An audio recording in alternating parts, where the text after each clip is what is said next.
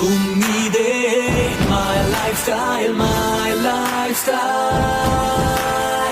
मिल गया है रास्ता और बुलंदी छूने का मिल गया है रास्ता हर बुलंदी छूने का अपनी ही शर्तों पे जिंदगी जीने का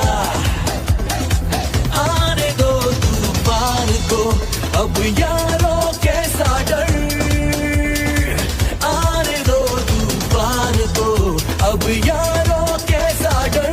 নমস্কার, আমার নাম হচ্ছে আরতি মাহাতো।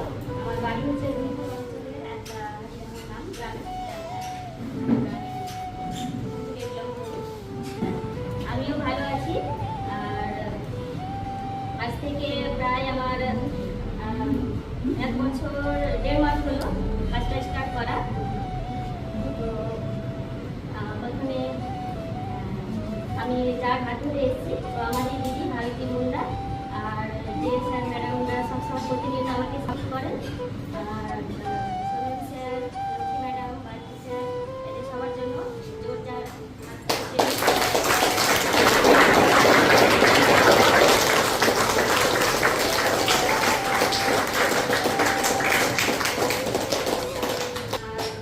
আমি এই কোম্পানি জয়েন করার আগে আমি আরও কাজে ছিলাম আর কি। তো ওটা হচ্ছে প্রাইভেট স্কুল, দুটো প্রাইভেট স্কুলে আমি টিচারই ছিলাম, টিচারই করতাম আর কি। তো তারপর হচ্ছে একটা ব্যাংকেও কাজ করতাম। আর আমার পড়াশোনা তো করতাম, আমি পড়াশোনা দিয়ে গিয়ে হচ্ছে মাস্টার ডিগ্রি কমপ্লিট করেছি। আর তারপর হচ্ছে এই কাজে জয়েন করলাম। এই কাজের সঙ্গে সঙ্গে যে একটা private school Malda Jalalpur APS public স্কুলেও আমি কাজটা পেয়েছিলাম। তো এটা আর ওটা একসঙ্গে পেয়েছিলাম।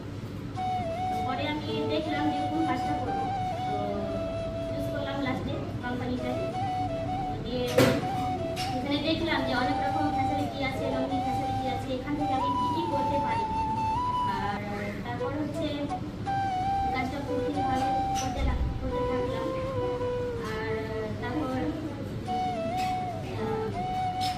মানে কি বলবো, এই কাজটা তো বুঝতেই পারছেন, যারা যারা প্রথম জয়েন করছেন তারা তো বুঝতেই পারছেন। জয়েন করার সময় নিজের ইসে জয়েন করলেও তারপর পরে অনেক রকম কথা শুনতে হয়। আমাকেও সেরকম এরকমই কথা শুনতে হয়েছে। বাইরে তো শুনতে হয়েছে, বাড়িতেও শুনতে হয়েছে। এমনকি আমার নিজের ও আমাকে মানে বলতে ছাড়েনি আর কি।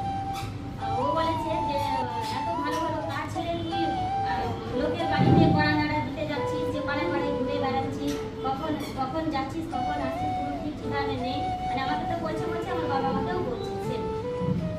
তো বলছে যে ভালো কাজ তো ছাড়লি, তারপর দেখ আবার তোর কোম্পানিটা যেদিন ঢুকবে, যেদিন বন্ধ হয়ে যাবে, সেদিন আমাকে বলতে আসিস, সেদিন আমি বলবো। তখন আমিও দাদাকে মুখ ফুটিয়ে বলিনি অবশ্য, তো আমিও চ্যালেঞ্জ করেছি যে সেই দাদাকে আমিও করে দেখাবো যে